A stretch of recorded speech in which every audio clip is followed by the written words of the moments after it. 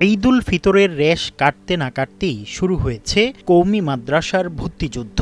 গ্রাম থেকে ব্যাগ কাঁধে নিয়ে তারা ছুটে আসছে রাজধানী ঢাকার বুকে। সদরঘাট বা কমলাপুর স্টেশনে নামা এই কিশোর তরুণদের সবার লক্ষ্য একটাই, একটি ভালো মাদ্রাসায় ভর্তি হওয়া। কিন্তু এই স্বপ্নের পথ মোটেও সহজ নয়। ঢাকার এই ব্যস্ততা, যানজট আর অচেনা গলিতে তারা যেন এক নিমেষেই হারিয়ে যায়। কোথায় যাবে, কার কাছে সাহায্য চাইবে, এই অনিশ্চয়তা তাদের ঈদের আনন্দকে ম্লান করে দেয় শুরুতেই। ৭ শাওয়াল থেকে শুরু হয়ে আসল লড়াই। ঢাকার নামিদামি ৫ থেকে ৭টি মাদ্রাসায় ভিড় জমান হাজার হাজার ছাত্র, কিন্তু আসন সংখ্যা তো খুবই সীমিত। এই ভর্তিযুদ্ধে টিকে থাকতে হয় লিখিত আর মৌখিক উভয় পরীক্ষায়। ইন্টারভিউ বোর্ডে বড় বড় হুজুরদের সামনে বসে কাপা কাপা গলায় উত্তর দেওয়াটা যে কতটা সাহসের কাজ তা কেবল একজন তালিবে ইলমই জানে। এক মাদ্রাসায় পরীক্ষা দিয়ে ফলাফল পাওয়ার আগেই দৌড়াতে হয় অন্য মাদ্রাসায়। এর মাঝে আছে থাকার আর খাওয়ার কষ্ট। কেউ মসজিদের বারান্দায় রাত কাটায়, কেউ একবেলা খেয়ে দিন পার করে শুধু একটু ইলম অর্জনের আশায়।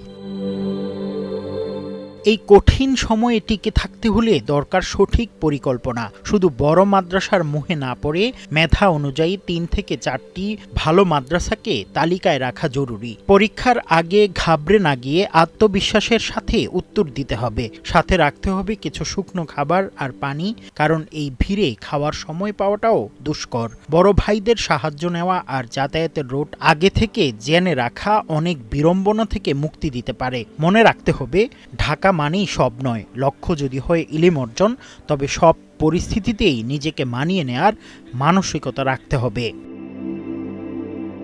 তবে অনেকেই মনে করেন ঈদের পরপরই এই ভর্তি যুদ্ধ শুরু না করে অন্তত ১০ শাওয়াল থেকে শুরু করা উচিত। এতে করে সারা বছর পড়াশোনায় ব্যস্ত থেকে ঈদের কয়েকটা দিন তারা আনন্দে কাটাতে পারে। এই ভর্তিযুদ্ধে হয়তো অনেকেই সুযোগ পাবে, আবার অনেকেই ব্যর্থতার বেদনা নিয়ে বাড়ি ফিরবে। কিন্তু মনে রাখতে হবে, চেষ্টার নামই তালিবে ইলম। আল্লাহ যার জন্য যেখানে কল্যাণ রেখেছেন সেখানেই তার ব্যবস্থা হবে। তাই নিরাশ হওয়া চলবে না। তবে যারা শিক্ষক আছেন এবং মাদ্রাসা কর্তৃপক্ষ আছেন, তাদের উচিত এই গ্রাম থেকে ছুটে আসা শিক্ষার্থীদের নিরাশ না করা। যে কোনো একটি মাদ্রাসায় তাদেরকে ভর্তির ব্যবস্থা করে দেয়া। মুফতি আব্দুল্লাহ তামিম, সময় সংবাদ, ঢাকা।